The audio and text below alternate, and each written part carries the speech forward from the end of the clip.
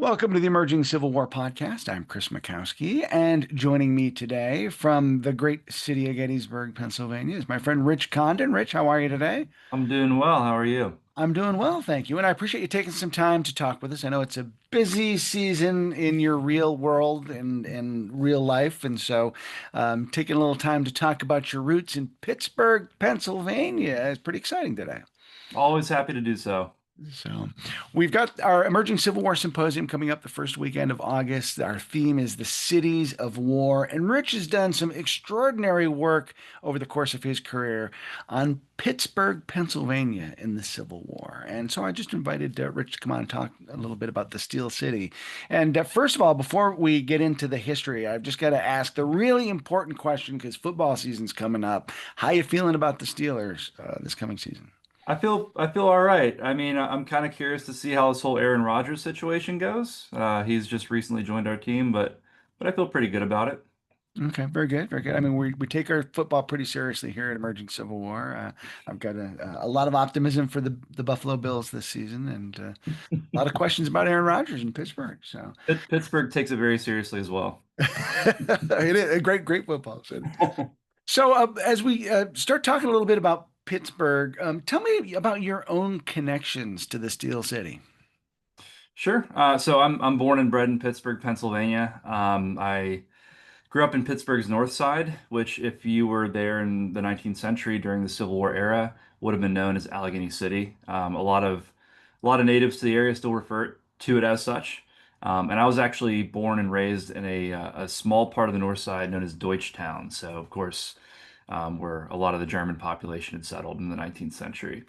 Um, but I always say that Pittsburghers, or Yinzers as we like to call ourselves, are boomerangs. We always end up going back to Pittsburgh whether we like it or not, or whether you're alive or in a casket. I've moved away from Pittsburgh. I guess three or four times, and I always find myself rebounding at some point and heading home because I just can't get enough of it. Pittsburghers love Pittsburgh. I love Pittsburgh. I went to one of the University of Pittsburgh's branch campuses up in Bradford, and so I spent a lot of time at main campus. And Pittsburgh's a great city. I love it a It lot. is. I'm biased, of course, but there's a lot to offer there. Whether it be sports, history, music, the arts, you name it. It's got everything. Great universities there as well, as you kind of alluded to. So, what's your Civil War origin? How does a guy from Pittsburgh end up hooked on the Civil War? So, when I was about 11 years old, my dad actually took me to Gettysburg for the first time. I'm sure just like a lot of other people my age, it started out with watching the double VHS of Gettysburg. And then we got up at the crack of dawn the following day and made the 3.5 hour trek to Gettysburg. And that's where the Civil War bug bit me, I think. I'd always been fascinated by history, but, of course, that trip, going to Little Round Top, going to Devil's Den, all the popular spots, that's what did it for me. And then from that point onward, from, the age of 11 to today, I started visiting at least like two, three, four times a year. Now, of course, as you mentioned, I live here as of about 2 years ago.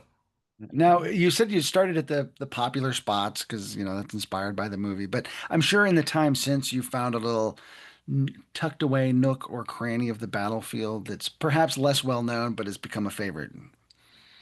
Yeah, I will say, I spent a lot of time in the first day's battlefield. That's where I live. I'm actually, you can see Coster Avenue from my backyard. So I often, in fact, just a couple hours ago, I always take my daily walk along the 11th Corps line.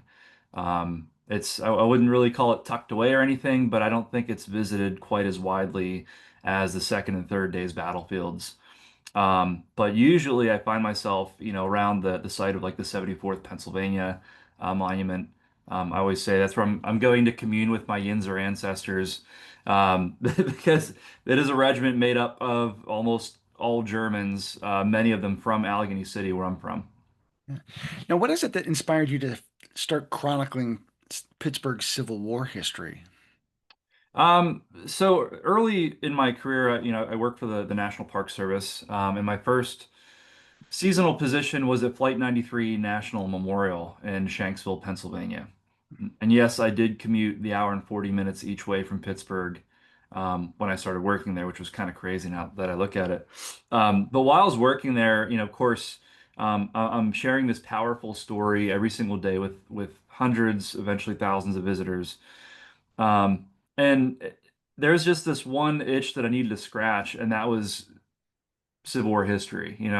I began my career in public history actually working for the Battle of Franklin Trust in Franklin, Tennessee. I was there for a few years. And then I couldn't stop there. Even though I'm working at a contemporary, 21st century site, I still needed to interpret Civil War history, and that's really where Civil War Pittsburgh was born. I remember my fiance now, our first date. I remember we were talking. We really got into the weeds about history and the field of history and what is public history. And I'd mentioned to her that I would love to see a tour or a program or something of the sort in Pittsburgh that really delves into that history because there's some great museums in Pittsburgh, but of course they tackle certain aspects of it. Of course, John Eric Gillot is running the GAR post in Carnegie, the Thomas Espy post. You have Heinz History Center, you have Soldiers and Sailors Memorial Hall and Museum. But I wanted to see a more, I guess, active public history program as well that could kind of bring all these together as best I can. And so that was kind of my attempt at doing so, just basically using the power of social media, eventually coming up with a website, and it became an active blog for a little while. And of course, as we were talking about earlier, I haven't had quite as much time to contribute to the blog itself, but the social media is very well and active. So if folks want to follow along, they can find you on socials at Civil War Pittsburgh. Correct. Yep. And so Instagram and Facebook are probably the most active. Okay. Of course, during the pandemic, I feel like everybody was, getting out of you had to get out of your house, right? And you had to go out in the field and do live streams and things like that. And we were pretty active doing that kind of stuff. And it's something I'd like to bring back at some point. It's again, like I was saying, it's a little more difficult when you're working a full-time job and you're pursuing a master's degree. But we're still keeping the spirit of Civil War Pittsburgh alive. Yeah, and I'm sure your fiance would like you to pay at least a little attention to her and keep the house up and stuff too. So, Yeah, no, we of course that kind of takes priority. Yep. Got to but keep your house. if folks do want to go see your website, there's a great archive of stuff there. Walk us through if people do go to Civil War Pittsburgh and look at the blog, just what kind of stuff are they going to see?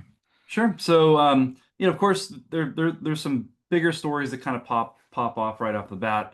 When you think of Pittsburgh, I think the most well-known story connected to Pittsburgh Civil War history is Allegheny Arsenal, which was in what we now know as the Lawrenceville neighborhood of Pittsburgh. It's most well known for a tragedy that occurred on September 17th, 1862, same day as the Battle of Antietam, where the laboratories explode, killing 78 workers. And so you'll find stuff connected to these stories that are more well known. But you also find some more obscure stories, whether it's connected to places or connected to people. The idea really was to take the Northern home front story, what is happening in a northern city during the American Civil War, and kind of break it down from a 30,000 foot view down to the ground level. And I think the best way to do that is kind of plucking these different stories, whether it be from newspaper accounts or different archives in Pittsburgh, or talking about even the things that are offered today, as I mentioned, the Espy Post or Soldiers and Sailors or Heinz History Center. When people go there today, I want them to know what they can experience. How can they experience Pittsburgh Civil War history? So the blog itself is kind of a smorgasbord of stuff, if you will, whether it's kind of highlighting a person's story, a place's story, or even highlighting a certain resource. If there's a certain letter or book that I'm fascinated by that is connected to Pittsburgh Civil War history, we'll delve into that too. So you get a gold star for using the word smorgasbord, by the way. It's I don't get to use it very often, so thank you. when I think of Pittsburgh too, a lot of people forget, when we talk about the war in the Western Theater and the Mississippi Valley and how important the Mississippi River is, if we just keep going upriver, we end up in places like Pittsburgh. And so, I mean, it's very much connected to the heart of what's going on in the Western Theater because of that river connection. Absolutely. You have of course, the confluence of the Allegheny and Monongahela rivers forming the Ohio. You know, the pre-war period, it wasn't lost on them that this is a 19th century superhighway. The riverboat business is massive, sending supplies westward and southward. It's all originating in Pittsburgh.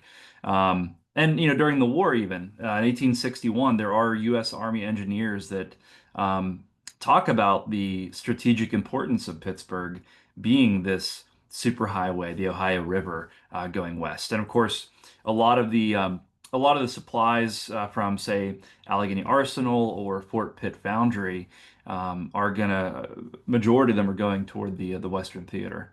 Interestingly enough, there's only a handful of units that are sent west from Pittsburgh. So, And I'm going out on a limb here, but I seem to recall that Charles Ellet, as he was assembling his ram fleet to retake what eventually becomes the Battle of Memphis, like one of his construction spots was in Pittsburgh, Cincinnati. He had a couple spots down the river system. Um, and like I said, I'm going out on a limb. it rings a bell, but I don't know quite. I'm ashamed to say I don't know quite as much about that. Yeah, yeah, but it sort of just tied into that super highway thing and kind of getting down to the river. So let's talk about the Arsenal for a second, or more than a second, because that is probably Pittsburgh's biggest claim to fame or infamy during the Civil War. Right. And it tends to get forgotten because it happens on the same day as the Battle of Antietam. Um, let's kind of start and excavate that story just a little bit. Like, how is it that folks finally found that story in the fact that it's been so overshadowed? I think in the last couple of years, especially, there's been some debate about why and how the Allegheny Arsenal story kind of got lost in the mix. Mhm. And it's of course, we could easily sum it up and say, the what is claimed as the bloodiest single day in American history, the Battle of Antietam, is happening about 200 miles away. Um, but I think there were many efforts. It's not to say there weren't many efforts that went toward remembering, memorializing the people who died at Allegheny Arsenal. Again, it just keeps repeatedly getting lost in the mix. Um, in fact, just a few weeks ago, I was reading through some of the congressional hearings in the 1880s where locals from Lawrenceville, from Pittsburgh, are trying to get some type of compensation for people who were either maimed in the explosion or people who lost family members in the explosion. They don't see a cent of anything really. Um, in the long run. As far as memorialization goes, there is a plaque nearby in the Arsenal Middle School, which sits just couple feet from the explosion site. There's also a plaque on one of the original buildings from the Arsenal powder magazine, but mentions very briefly the explosion. Um, and there were actually efforts in the early 20th century to erect a grandiose monument there. In fact, they even they produced these coins or medallions they started to sell off, and they didn't reach anywhere near their target goal. So they never erected that monument. So really, the one thing you can see today is, if you go to Allegheny Cemetery just down the street, there is a monument atop the mass grave of an estimated 43 people. Wow, wow. So walk us through the events of that day on the 17th of September, 1862, because it starts out as a pretty quiet, normal, regular day for folks at the Arsenal. Yeah, just to real quick paint a picture of the setting here. Lawrenceville is again not part of downtown Pittsburgh. It's relatively quiet, sans the noises of a bustling arsenal along the Allegheny River. This is approximately 38 acres of land that have been set aside in 1814 to construct this arsenal. So um, it was actually land that had been given to the United States government um, by the father of William Foster. I'm sorry, Stephen Foster, the famed songwriter. And so this land, of course, is taken over. They start to expand the facility. During the Mexican War, they're fairly busy, but nothing compared to what they're going to experience during the American Civil War. Um, in 1861, of course, or I'm sorry, let me back up. In 1860, it actually makes some national newspapers. Um, the Arsenal is a site of what almost became a riot, as you have Confederates who are, or sorry, what would be Confederate sympathizers trying to send guns south from the Arsenal. Um, of course, you have Secretary of War Floyd, who eventually is going to resign from the United States Army and accept a commission as a Confederate officer. He's trying to send guns, whether it be small arms, ammunition, artillery pieces, to two southern forts around Christmas of 1860. And of course, this doesn't sit well with a lot of people in the Pittsburgh area or Lawrenceville area, and they actually are going to prevent these guns from being sent further south. So this facility sitting along the Allegheny River in Pittsburgh, Pennsylvania, the name Allegheny Arsenal becomes familiar even before this tragic explosion, about 2 years later. But of course, 1861, as the war starts to ramp up, they are going to hire more employees. At its peak, they're getting about 1,100 people working there in that 38-acre site. But September 17th, as you mentioned, relatively quiet day. It's payday. A majority of the people who are collecting their pay on September 17th are younger women.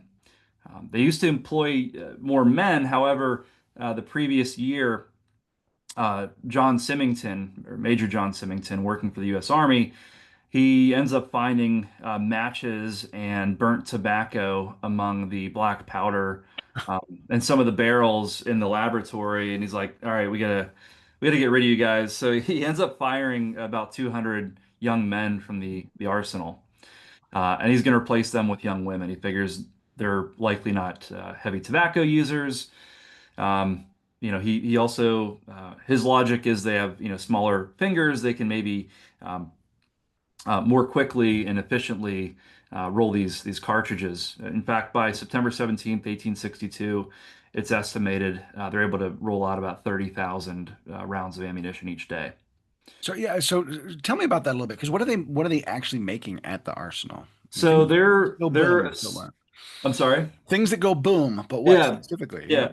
So they're assembling, of course, ordnance. Whether it be small arms ordnance, bullets, to artillery. Artillery ordnance. Of course, though they have there's an armory down the road. You have of course Fort Pitt Foundry as well, but they have guns on site as well. None of the stuff's of course being manufactured at Allegheny Arsenal, but they do have some of these things on site. But a majority of what we're seeing there is the manufacturing or assembly of ammunition, and so that's where the explosion takes place is the Arsenal laboratory, which is basically two smaller wooden buildings where you have these young women crammed in and filling these ammunition pouches. So, and they're like literally rolling the paper cartridges that, we typically see if we see like a reenactment where they're biting off the paper cartridge and put, Yep. like someone had to make that, and these are the people who are making that. Yeah, it's heavy labor, and they also, of course, artillery fuses. In fact, behind me, I have an Arsenal fuse. I think it's a 30-second fuse or 10-second fuse. Yeah, th those small things that we don't often think of, that the soldiers are relying on, using every single day. That's the stuff that's being pumped out of this Arsenal laboratory. Um, so, this on this particular day, these women are in fairly high spirits. It's payday. They're lining up to get their pay, and By 1:30, 2 o'clock in the afternoon, they're hard at work in the laboratory. And then there's a gentleman by the name of Jacob Frick, who is a wagoner, and he's making his last delivery for the afternoon. He just stopped by the nearby powder magazine. He picks up these leaky barrels of black powder that he's loading onto his wagon, and you know, practice before this. Of course, they knew that they had leaky barrels. If they spill stuff on this macadamized road that he's riding on, they would just easily sweep it off, or maybe throw some water on it, and it would usually just sink down into the cracks of this macadamized or crushed rock road. Um, well, he makes his last delivery. Him and his assistant are delivering these leaky barrels at the laboratory, and as Frick is going back to his cart, he looks back over and he sees a spark, unsure whether it came from a horse hoof, maybe from a wheel from his wagon, but it ends up lighting up the powder in the macadamized road, which, of course, by the time he sees it, it's too late, and it leads right up to the laboratory. His assistant, if I remember correctly, is killed instantly. Frick is actually thrown from his wagon and covered in debris. He doesn't witness the rest of the events that unfold in the next 5 to 10 minutes, and that's the two laboratories igniting as well. So Um, there's just a series of three explosions then, is this kind of boom, boom, and it spreads. Correct. Yeah. So you have these two explosions, and then there's also I think there's a firehouse nearby that also explodes. But yeah, you have these first boom, boom, these first two explosions. Then shortly after, some other powder lit up, and there's a third explosion. And then it's just complete chaos and mayhem. There's a lot of firsthand accounts, whether it be, a lot of them, of course. Are people describing the aftermath, but there are some firsthand accounts that describe what they saw as this was actively happening. One of them is Alexander McBride, who is overseeing operations in the laboratory. In fact, he loses his 14-year-old daughter in the adjacent building to his. Wow. He jumped out of his window from his office and goes over to the neighboring laboratory, and he claims that he witnessed the walls collapsing. One of the victims in that room being his daughter. Of course, everyone's scrambling to get out of the building. When you read these accounts, it really sounds eerily similar to a lot of battle accounts that we read. It's the describing of the explosions of bullets whistling through this very small plot of land around the laboratories. In fact, the next day, John Symington, when he writes his report describing the loss that day, aside from the human loss, he describes 125,000 small arms rounds being lost, the whole payload from the day, and 175 artillery pieces of artillery ordnance. So imagine that happening in this small, less than 30-acre plot of land. Wow, that must have been a tremendous explosion. Yeah, yep. And of course, everybody in Pittsburgh, just down the river, they're hearing this. They actually are going to send, fire stations from Pittsburgh, Lawrenceville, all the surrounding area. And there are people who jump in right away and try to save as many people as they possibly can. One of these people is Reverend Richard Lee from the Lawrenceville Presbyterian Church. And just about a week or so later, he actually delivers a sermon where he describes in very graphic detail what he witnessed that day, what he attempted to do, the things that he witnessed after the fact. He describes again what sounds like a battle scene or the aftermath of something you might have witnessed at Antietam. That's clothes being ripped apart and sent up into the trees, body parts being thrown over this 30 acres of land, people unrecognizable. As he describes it, it's young women who embodied beauty now being just mangled masses of black flesh. Um, and of course, they're trying to grab water. They're trying to do whatever they can. And unfortunately, there's they lose ultimately 78 people. That day, there are 156 young women who are working in the laboratory, upwards of 180 or so, including there are still some young male workers there as well. Yeah. It's amazing to me that anyone survives an explosion that catastrophic.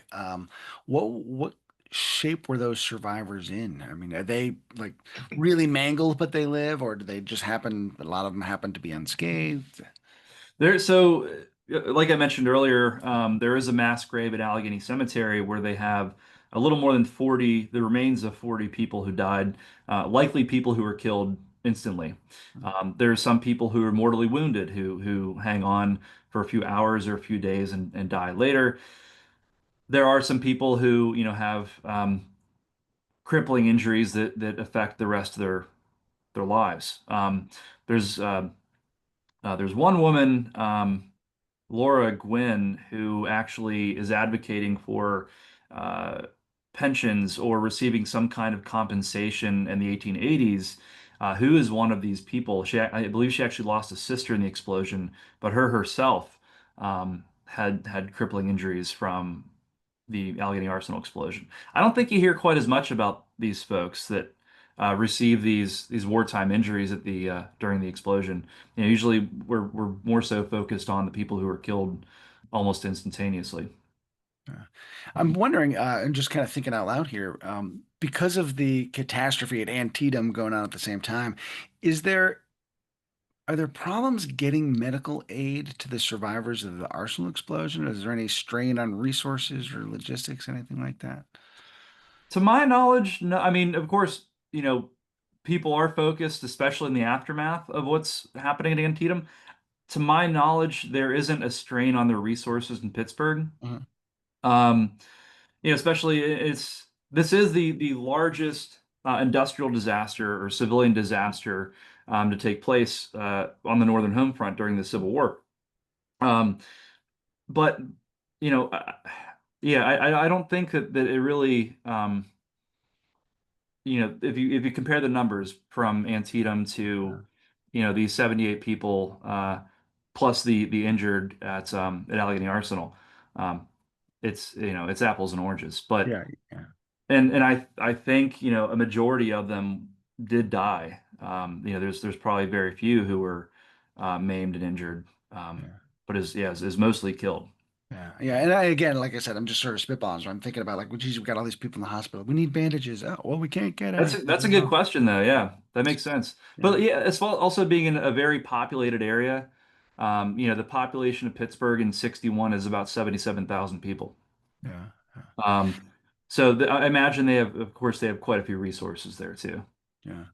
So, as I understand it, there was a little bit of controversy or maybe a little bit of mystery about how the explosion happened or how what triggered it. Why was it hard to kind of pin that down when, the man saw the spark?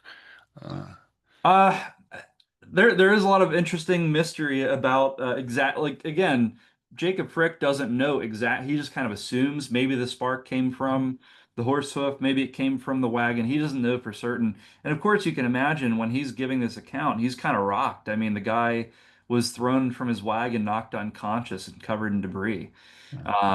Maybe some people place doubt on how accurate his account is because of what he went through, and also he's the only person really seeing what's happening aside from the guy who he was working with who was killed. yeah. Um, debates go back and forth throughout the rest of the 19th century. There's even, I believe, a couple of years ago, even the Heinz History Center in Pittsburgh held a mock trial, kind of replaying these events and trying to come to some kind of solid conclusion what exactly happened that day. But yeah, I believe people are still kind of having this conjecture about what exactly caused the Allegheny Arsenal explosion. And then, of course, there's some blame thrown around to John Symington, the major in command at the Arsenal as well. He's a little bit older. He actually he attempted retirement not too long before the explosion happened. So there's an assumption that, he was kind of checked out. Of course, they don't have safe practices in place there at the Arsenal, when you're just kind of tossing powder out in the street and maybe throwing some water on it here and there. Yeah. And of course, there's always these lines drawn to Symington and the fact that his daughter also had married a Confederate officer, so they start to question his loyalties as well. There's a lot of drama that that surrounds the story of the Allegheny Arsenal explosion, but like you said, I think Jacob Frick, even though it's this one account, at this point might be the only one that we have to go on. Yeah. So, what are the ramifications of this? Lessons learned. How does the armor try to pick up after this event? So interestingly enough, there is a newspaper account, there may be several, that describe the tragedy of that day of September 17th, but they also make sure to note that the Arsenal will continue production. Of course, we're barely a year into the war. I'm sure, aside from the awful tragedy that occurred, people are thinking, "Oh, does this hinder operations at Allegheny Arsenal?" Mhm. No, it's a small portion of the arsenal. Again, it was two small wooden laboratories. You still have, another 36 acres of this arsenal that are still in full operation, and they eventually do reconstruct the laboratories and continue operations as well. So yeah, that's something that's in the front of a lot of people's minds is, does this is this the end of the arsenal? No, it continues on. Yeah. Do they institute any safety measures to make sure that doesn't happen again? I, to my knowledge, I mean, I think they're probably being a little bit more uh, attentive to to uh, where this powder is going when they're putting it inside. It's also, again, the barrels that they're using um, are from DuPont, if I recall correctly. Hmm. I think they fall under some criticism as well for having these leaky barrels. But as far as kind of on the ground implementing best practices, I couldn't tell you exactly on the ground level what they're doing. I suppose since there wasn't a second incident, something must have gotten straightened out. Yeah, well, I mean, of course, you have incidents in other areas during the war as well. I mean, what Brown's Island as well is one of the more well known. There's one in Washington, or yeah, Washington. I think in Philadelphia, I want to say as well. So, but of course, if there were some safe or best practices put into place at Allegheny Arsenal, of course, it's not being implemented in other places. Right, It's right. continuing to happen. But So, oh, I'm sorry. go ahead. I was going to say that this is the height of the Arsenal's productive existence, though. I mean, after 1865, of course, they're still in operation during the Spanish-American War, during the Indian Wars, um, but around World War I is when they start to kind of peter out a little bit. Mm. And there were buildings that were still in existence for a while, but the Arsenal site itself has just been chipped away at over time. What can you tell us about that? It's an interesting story. So, of course, yeah, the Arsenal after 1865, they aren't, putting out 30,000 rounds of ammunition a day. Um, they stay in operation, but they scale things down drastically. Um, by the turn of the century, you do have Marine barracks that are on down toward Butler Street, kind of going toward the Allegheny River. But otherwise, they start to, like you said, they start to kind of piecemeal give things away or sell things off. You had this. If you ever look up Allegheny Arsenal, one of the first photos that will come up probably is the Butler Street Gatehouse.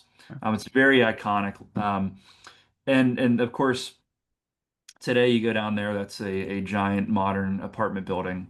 Nothing left of it. In fact, when it was dismantled, there's parts of that gatehouse that are incorporated into what is now known as Arsenal Park, which is where the laboratory was actually housed.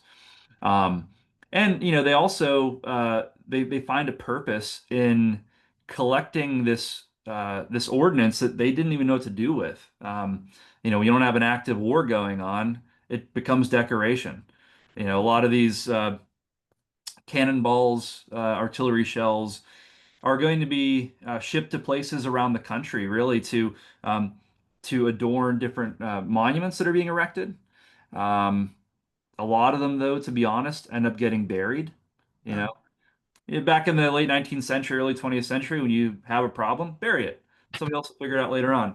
So they they do end up burying giant caches of ordnance, which interestingly enough, in the last, you know, even 5 years are starting to pop up. The first major discovery was back in the early 1970s. I want to say it was about 1,200 artillery shells that they dig up. Because, that's when they really start to develop the Lawrenceville neighborhood.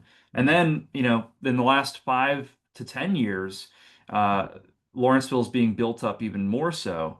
And so that near the area where the gatehouse was, where I mentioned that the apartment building, they've discovered an additional roughly 2,000 pieces of ordnance. Wow. And it's been an interesting development because, of course, you have several people claiming jurisdiction here at the Allegheny Arsenal site. You have the United States Army, who once owned it. You have the Pittsburgh Police Department, and then you have the city because some of it's city property. Um, and so, of course, at the end of the day, the Army won, of course, and they ended up detonating most of it because they're still active. Wow. Although I know that there are a few museums who have received pieces of those artillery shells or ones that were they had deactivated. Yeah. Being as close to the river as the Arsenal was too, I wondered like, just dump it in the river. That was also a common That's very solution to possible things, too. right? Yeah. There's a small pond near the powder magazine that is still there today. It's an 1814 powder magazine. It's the oldest building on the property. And after the Arsenal explosion, they're tossing stuff from the laboratory in there as well. So I'm sure that the stuff's been pulled out over the years. And interestingly enough, kind of going back to the fate of the Arsenal site, the stuff near the river, near basically between Butler Street and Allegheny River, that all became privatized. However, the location of the Arsenal laboratories where the explosion took place, where the powder magazine is still standing today, that was all taken in by the city about 1926 Mhm. and has been developed into a city park. It's a beautiful park. You can still go to today. And in fact, about a year ago, they started developing the site of the laboratory. For a long time, it was just a baseball field. And there's a little road that actually follows the old macadamized road route. But they just turned it into like a water park slash playground. Wow. Um, yeah, I have a very good friend of mine had the opportunity to go through and do some excavation, do some archaeology, and they found some interesting things there that surprisingly had not been touched before. Wow. Wow. Um, so I think, kind of going back to the memory of Allegheny Arsenal, it's one of those things that people just kind of brushed off and forgot. Maybe it's something they wanted to forget because such a tragic day in our city's history and our country's history. Um, I think, again, there's these efforts to memorialize these young women and people who died in the Arsenal explosion never comes to fruition. These people are never compensated. I think it's just one of these things that kind of got brushed under the rug. Wow. And for as much work as you and I both do with battlefields and preservation, and you think about a site like that where, I'm sure there are people who are just vaporized in that explosion. Like it's literally a cemetery in a lot of ways because of the people who died there. And to kind of think it turns into a ballpark and a water park is a Yeah. little Well, sad. and it's too, and again, I think that's again calls attention to the purpose of Civil War Pittsburgh is to draw attention to these stories and individual stories. I think when people can put a name or a face to an event, that's what really personalizes it for them Right. and turns it into a human interest story. That's usually what really draws the general public in. At the end of the day, that's who you need to be interested in these things. A lot of people couldn't tell you in the Lawrenceville neighborhood what the Arsenal was. You'll see, the name Arsenal adorning a bunch of different businesses. Um, but again, a lot of folks don't know what that means, what that was, what happened there. There's a story that came out a few years ago about a young woman named Melinda Neckerman. And her father was a German immigrant. He worked at the Arsenal as well, and she's actually killed during the explosion. And I believe they actually find her hand with her engagement ring on it. And there was a photo that turned up a few years ago, and to my knowledge, it's the only confirmed photograph of an Arsenal victim. I think that really drew a lot of attention to the story as well. Wow. Wow. So, this story takes place the same day the Battle of Antietam does. So there's that juxtaposition. You and I have both worked at a lot of different battlefields. You at Franklin, you're living in Gettysburg. But what does this story mean to you as a historian on a personal level as you have gotten to know it over the years? The Arsenal story, Yeah. for me, it really speaks to the importance of public history. And at the end of the day, I always consider myself a public historian. It really shows the importance of what we do, maybe the power of what we do, and kind of reaching these broader audiences with these harrowing stories and tragic stories more often than not. Um, for me, we talked earlier about my interest in Gettysburg and coming here as a kid and for most of my life. Allegheny Arsenal is very much like that for me as well. Mm, I actually went to school just up the hill from Allegheny Arsenal. I went to kindergarten there. I spent a lot of time in Lawrenceville as a kid. Like I said, I'm from the north side, but this is just down the river. Um, and this is a story that, of course, I didn't know about until I was probably 17 years old, maybe 18 years old. And then over the years have been kind of just digging up different layers of it. There are some great historians in Pittsburgh who've written on Allegheny Arsenal as well. mhm. And of course, it's discussed at Heinz History Center and Soldiers and Sailors, these museums in Pittsburgh. Um, but I think this is one of those stories that, like, I consider it a historical onion, if that makes some sense. Yeah. We have these different layers you keep digging up over time, and it just draws you in with each layer. Um, so that's what it means to me ultimately. And like I said, for the city of Pittsburgh and historical memory, especially when we talk about the Civil War. Um, this is the city's claim to infame. I don't know if Yeah. you call Infamy. it Yeah. Yeah. that. Yeah. Infame. But and of course there's much more than the Arsenal. I consider that though kind of like the entryway Yeah. to these bigger stories. So, if people want to know more about Civil War Pittsburgh, what would you encourage them to do? So as we mentioned earlier, you can visit the website. It's www.civilwarpittsburgh.com. It's been a little while since I put anything on the actual blog, but the whole backlog of stories you can still read. We're a little bit more active again with the social media channels. If you search Civil War Pittsburgh on Facebook or on Instagram, usually we'll post little vignettes and stories there as well. Um, Maybe once I finish my master's, we'll get back to doing blog posts again. We'll see. Yeah. Yeah. Very good. Well, I wish you the best of luck, and I appreciate you spending some time sharing this story with us today, right? Yeah, thank you, Chris. Appreciate it. Absolutely. I'm Chris Bukowski for the Emerging Civil War podcast. We'll see you online and on the battlefield.